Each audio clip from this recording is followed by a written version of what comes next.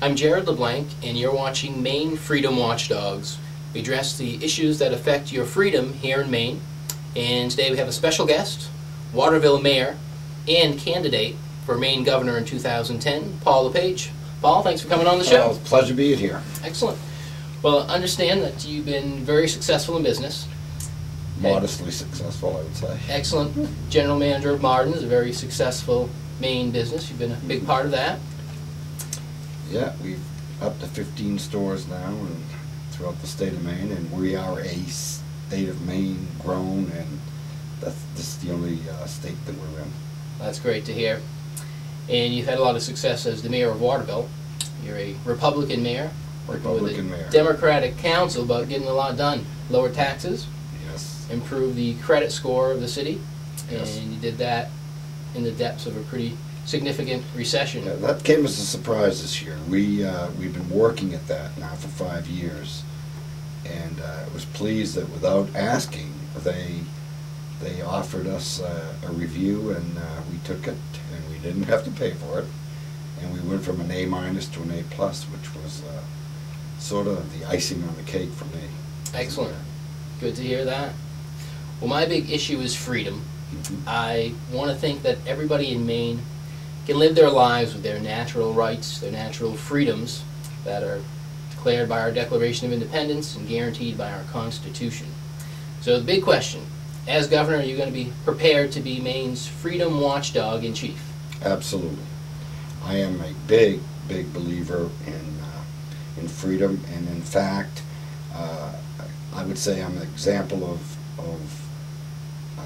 the American dream, the way our founders really thought of it. You know, started with a very large family in poverty, and I've been working my whole life to try to get out of it, provide a better place for my family to grow up in, and I think I've been modestly successful, as I said, and it's all because we had the right to do things. We had the right to make decisions. I had the rights to go and work hard and achieve, and as the governor of Maine, I want to bring that back to all citizens of Maine, so that our people don't have to leave the state to go try to do the same as I've done here in Maine. Excellent. So freedom's not just a buzzword on the campaign trail for you, it's a way to live and a way to govern. It's a way of life, and I've lived it, I've been there, and I tell my opponents and the naysayers, you've got to walk in my shoes to understand what freedom truly is, and have the ability to pick yourself up and move ahead. Great. Well, I have some questions for you. So to start off, Paul, could you tell us a couple of political figures, past or present, that you admire, and how might their wisdom guide you as Maine's governor? Well, there are three that come to mind. Thomas Jefferson was a major force, I believe, not only in the Constitution, the Declaration of Independence, and the formation of our country, but was also the first true national leader that wanted to decentralize government and allow the states to have rights. When George Washington and John Adams took over, they were building a strong federal government. And Thomas Jefferson and James Madison believed that we needed to allow sovereignty for the individual states, and the federal government should be, relegated to national defense, treaties, and quite frankly, allow the states to prosper. And he was very important.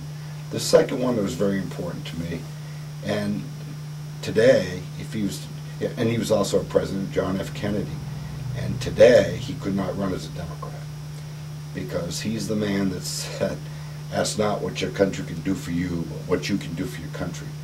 Today, we don't live in that society anymore. And finally,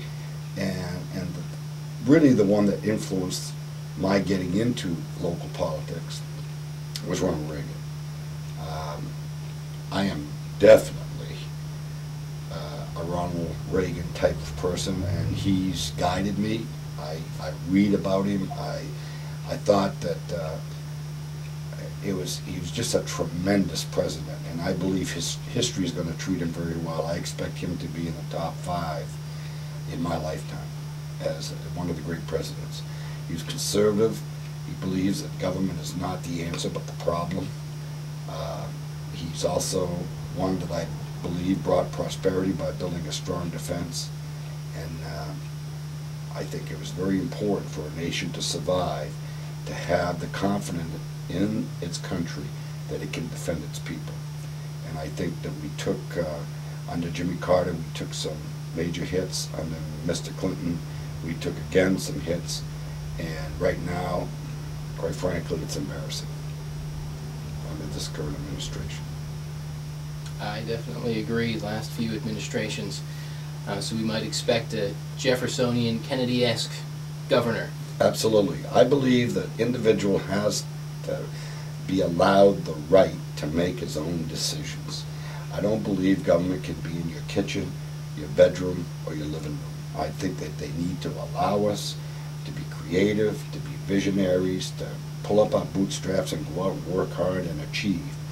And I don't believe that a society can depend on government to live their lives and have that government or that society prosper. And we've seen it in Russia. Just recently I watched the history of Russia, and it was not until Gorbachev, they went through hundreds of years of czars and then the Bolshevik, the Lenin communism, before finally Gorbachev brought some freedom. And now, having been to Russia a couple times, if you go to a local city, you see a lot more individual freedom than, quite frankly, I'm seeing right here in our country. That's a scary thought. It's a scary thought. You mentioned with Thomas Jefferson standing up for states' rights. I know they passed the Alien and Sedition Acts back then, saying you couldn't speak out and question your government. He basically told them that the state of Virginia was going to nullify that law and not enforce it. They didn't believe in it.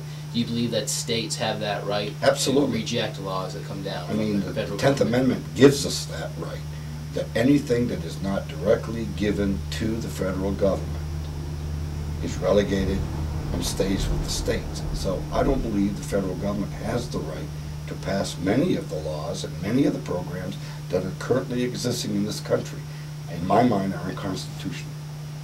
So you hear a lot of states basically rejecting the federal gun laws that are coming down. There's a number of states that say they're going to plan to reject any health insurance mandate.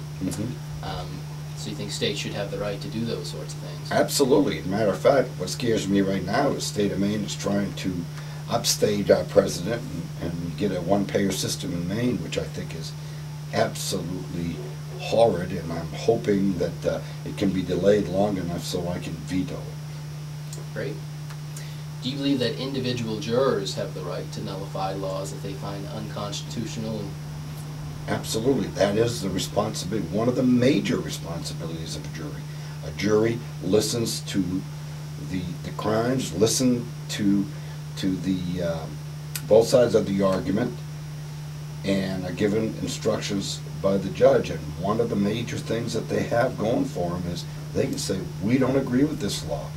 And that is an important right that we've had since 1776, when we fought for our revolution. One of the major things was to have that freedom. What have we done? We sit back and largely, and even our judges, don't tell our jurors that they have that right. Even though it's on the first page of the Maine Constitution? It's on the first page of the Maine Constitution, and it's ignored consistently.